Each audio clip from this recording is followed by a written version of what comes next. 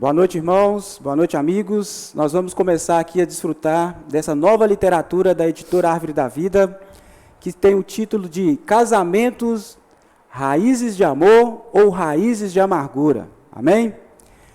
Primeiro, nós ficamos graciados, né, amor? Porque o Senhor tem dado essa oportunidade para nós desfrutarmos desse livro, que antes do nosso casamento, né, nós vimos aqui a primeira edição foi em 2009, nós casamos em 2012. Antes de casarmos, né, nós desfrutamos desse livro junto, né, quando nós estávamos em comunhão, preparando as nossas coisas, né. Então, nós vemos que a base para o casamento é estar fundamentado na palavra, principalmente a literatura. A literatura nos ajuda, né, em todos os momentos, em todas as situações que nós vamos, né, passar futuramente. Porque aqui, esse livro, ele vai se tratar de crônicas, ou seja, de pequenos textos que vai estar dando uma forma na palavra, uma forma no Senhor, para que a gente possa ter um casamento, né, bem sucedido. E foi a escolha que nós fizemos, né, há 10 anos atrás, a começar a desfrutarmos do Senhor, a tocar na palavra, a tocar na literatura, para que a gente tenha hoje, né, nós estamos testemunhando um casamento debaixo da bênção do Senhor. Tá bom? Nós vamos ler aqui alguns trechos, na verdade, a primeira crônica, tá bom? Outros casais vão dar sequência. Então, nós estamos com o encargo de passar a abertura, que tem por título a primeira crônica, que é o mesmo título do livro. Amém? Que é Raízes de Amor ou Raízes de Amargura. Nós vamos ler aqui também o prefácio, para que a gente possa saber sobre todo o conteúdo, onde foi extraído, né, todo o conteúdo do livro, para a gente ficar centralizado. Amém? Vou começar, a Manu vai continuar outros parágrafos. Prefácio. Instituição falida. É dessa forma que muitas pessoas veem um casamento hoje. Dizem que o tão sonhado amor eterno, declarado no início do casamento, não existe, e que o viver a dois não pode durar até que a morte o separe. Desistiram de fazer qualquer investimento no relacionamento e, assim, até mesmo um pequeno problema se torna motivo de separação. Entretanto, o que a Bíblia diz sobre o assunto? Existe realmente uma maneira prática de ajudar o casal para que sejam fortalecidos, amadureçam, sejam felizes e vençam as situações do dia a dia. As crônicas deste livro foram escritas com o intuito de proporcionar aos casais uma ajuda real e prática na causa dos problemas conjugais, encorajando-os a ter comunhão sincera e diária com o cônjuge e com Deus, que é a fonte do amor eterno. Cultive as raízes de amor do seu relacionamento conjugal, naquele que é o próprio amor, Deus, e coopere com ele, arrancando toda a raiz de amargura que perturba seu casamento. Amém, aleluia. Então, a primeira crônica agora, né, saímos do prefácio, que tem pelo título, vamos falar juntos? Raízes de amor ou raízes de amargura? Raízes de amor ou raízes de amargura? Segue a paz com todos e a santificação, sem a qual ninguém verá o Senhor. Nem haja alguma raiz de amargura que, brotando, vos perturbe, e por meio dela muitos sejam contaminados. Isso está em Hebreus 12, 14 a 15b. Agora, Efésios 3, 17b fala assim: estando vós arraigados e alicerçados em amor. Aí o texto começa, né? Se pudéssemos perguntar à língua como ela se sente após ser mordida pelos dentes, qual seria a sua resposta? Qual seria a nossa resposta se fosse a língua? Talvez reclamássemos da dor. E se fôssemos os dentes, na situação acima, qual seria a nossa resposta? Certamente apresentaríamos nossas razões e desculpas. Talvez disséssemos: na vez passada eu fui a língua, e agora é vez de eu ser os dentes. Sim, às vezes somos a língua, o que sofre a dor, mas às vezes também somos os dentes, os que causam a dor. O fato é que ninguém arranca os dentes simplesmente porque mordeu a própria língua. Tampouco arranca-se a língua da boca para evitar novas mordidas.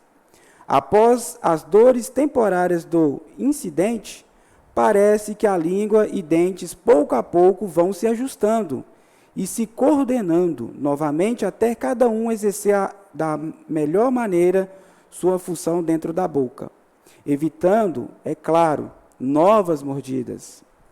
Semelhantemente, marido e mulher, porque vivem muito próximos um do outro, involuntariamente, na maioria das vezes, acabam se mordendo. Facilmente ferimos e ofendemos a quem amamos, e também facilmente somos feridos e ofendidos por quem amamos. Qual deveria ser a nossa reação ao sermos ofendidos? É interessante que no corpo humano, quando um membro machuca o outro membro, como no caso acima, ou quando damos uma martelada em nosso dedo, por estarem ligados à mesma cabeça, o registro da ofensa é rapidamente neutralizado em nossa memória por algo que poderíamos chamar de perdão. Por quê? Porque somos membros do mesmo corpo. O apóstolo Paulo disse que o marido deve amar a esposa como o próprio corpo. Isso está em Efésios 5, 28. E que ninguém, numa situação normal, jamais odiaria sua própria carne. Antes, a alimenta e a acaricia como Cristo fez como a igreja. Então ele conclui seu pensamento, porque somos membros do seu corpo. Ora, assim devemos perceber que no relacionamento conjugal deveria haver um cabeça, Cristo, e Cristo sendo a cabeça, jamais odeia um membro. Portanto, muito menos devemos guardar sentimentos de rancor ou amargura contra o outro membro do corpo de Cristo, principalmente se for o cônjuge. Todavia, somente estando ligados a Cristo, poderemos lidar com as ofensas e com os sentimentos de amarguras causados por elas. Ó Senhor Jesus. A graça que anula a ofensa. Precisamos aprender a ter comunhão com o Senhor e levar a Ele imediatamente, em oração, os sentimentos e ressentimentos que temos, e assim não permitir que aqueles sentimentos de amargura, causados por alguma palavra ou ação, produzam rapidamente raízes de amargura. Somente no Espírito, invocando o nome do Senhor e nos aproximando dele, podemos tomar a graça que anula a ofensa. Há pessoas, todavia, que em vez de falar ao Senhor, orando a Ele, falam aos colegas ou parentes, que infelizmente tomam as dores e dão sugestões que são como fertilizantes para as raízes de amargura. Na Bíblia, vemos exemplos de pessoas que tinham todo o direito de terem e cultivarem raízes de amargura, porém, não o fizeram. Vou enfatizar novamente, porém, não o fizeram. O Senhor Jesus, após ser traído, vendido e abandonado por seus discípulos na cruz, sendo zombado e escarnecido, orou ao Pai para que ele os perdoasse. Primeiro foi o Senhor Jesus, agora o segundo, Estevão. Estevão, quando apredejado pelos religiosos, semelhantemente não jogou as pedras de volta nos opositores, nem praguejou, antes por eles também rogou em alta voz: Senhor, não lhe imputes este pecado. Por que fez isso? Estevão estava cheio do Espírito e da graça. Quando temos graça, agimos acima da lógica. No Espírito, desenvolvemos raízes de amor e perdão, ao invés de raízes de amargura.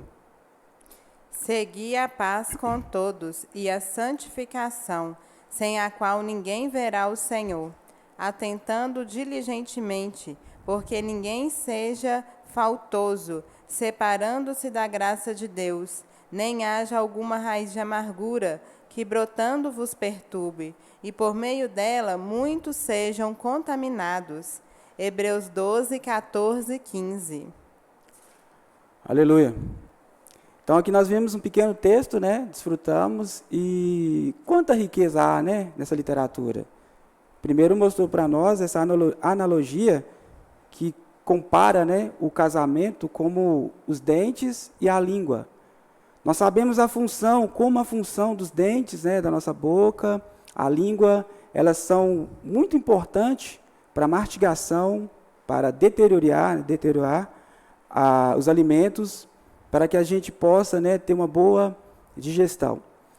Então, se um brigar com o outro, o dente brigar com a língua brigar com o dente, não vai ter essa sintonia e não vai ter essa boa digestão. Então, o Senhor aqui pegou esse exemplo, né?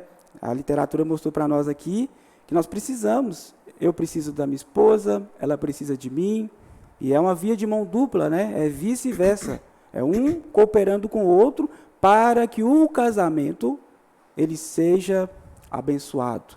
Amém. Esse casamento seja, né, debaixo da graça de Deus, debaixo da misericórdia do Senhor. No prefácio nós vimos que muitos aí, né, pelas as ideologias que hoje têm surgido, têm visto o casamento como uma instituição falida, como algo, né, que não é mais útil para a sociedade, né, mais útil para a humanidade. Mas nós hoje sabemos que o casamento é a base. O Senhor começou lá no início, né, lá no Jardim do Éden, com Adão e Eva. Ele começou com um casal. Então, o Senhor ainda conta hoje, na nossa era, com um casal.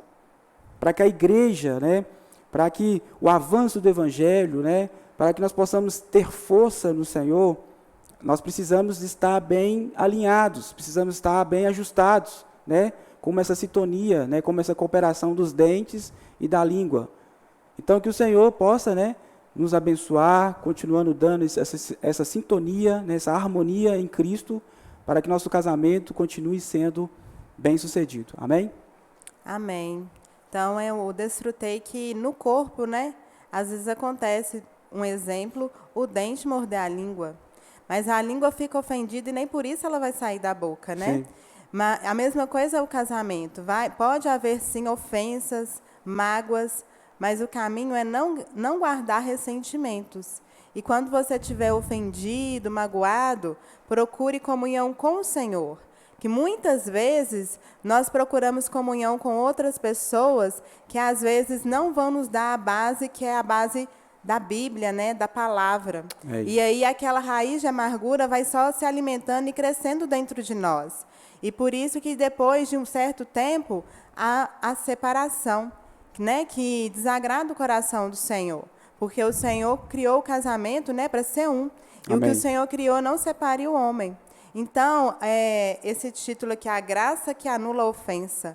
Ó Senhor Jesus, a graça anula a ofensa. Então, se você estiver com o coração cheio de amargura, cheio de ofensa, achegue-se ao Senhor. Amém. Às vezes é difícil perdoar, mas a graça, ela anula a ofensa. Peça ao Senhor, Senhor, a tua graça me basta. Amém. Senhor, me ajuda a perdoar, me ajuda a esquecer. Eu quero perdoar. Senhor, restaura meu casamento. Amém. Senhor Jesus. Sim. Então, essa deve ser a nossa comunhão com o Senhor. Essa deve ser a nossa oração. O inimigo, ele vai soprar vento frio, falando, eu acho que você deve separar mesmo, acho que isso não está dando certo. Amém. Você está sendo muito ofendida, você não merece isso. Isso é o que o mundo prega. Mas quando nós nos achegamos ao Senhor, o Senhor vem com amor. Aleluia. Amém. O Senhor é amor. Amém. Então, o nosso casamento hoje, ele precisa estar firmado e alicerçado em amor. Amém. E isso só vai ser possível se buscarmos o centro que é Cristo. Sim. Amém. É isso mesmo, dando continuidade, né? Esse subtítulo, a graça que anula a ofensa, que a Emanuela acabou de compartilhar agora, é que nós precisamos aprender a chegar ao Senhor.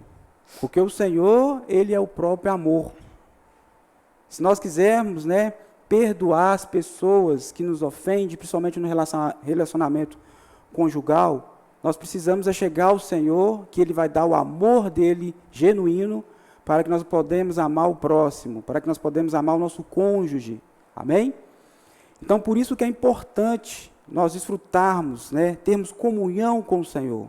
Amém. Buscarmos o Senhor primeiramente, estarmos constituídos, cheios da vida divina, para que nós possamos amar aquele que está próximo de nós, que é o nosso companheiro do dia a dia. Amém? Então, é importante aqui também enfatizar o ponto quando fala da questão que Jesus deu 2 exemplos para nós. Jesus e Estevão. Os dois, eles tinham motivo para ter amargura dentro deles, para eles odiar as pessoas que estavam próximo deles. Mas eles não fizeram, porque eles exercitaram o seu espírito em conectado com o Espírito de Deus e perdoou. E gerou neles raízes de amor e raízes de perdão. Então, por isso que eu li essa frase aqui, a Manu que leu, eu ganhei esse ponto aqui quando fala assim, quando temos graça, agimos acima da lógica. Quando temos graça, agimos acima da lógica. Amém. Para a sociedade aí no relacionamento é muito complicado, colegas de trabalho, relacionamento com a sociedade, É muito difícil nós nos relacionarmos com as pessoas, porque as pessoas estão andando sempre na lógica, andando nos seus direitos, nos seus deveres, querendo cobrar do próximo, mas eles não tocam na parte principal do corpo, que é exercitar o espírito.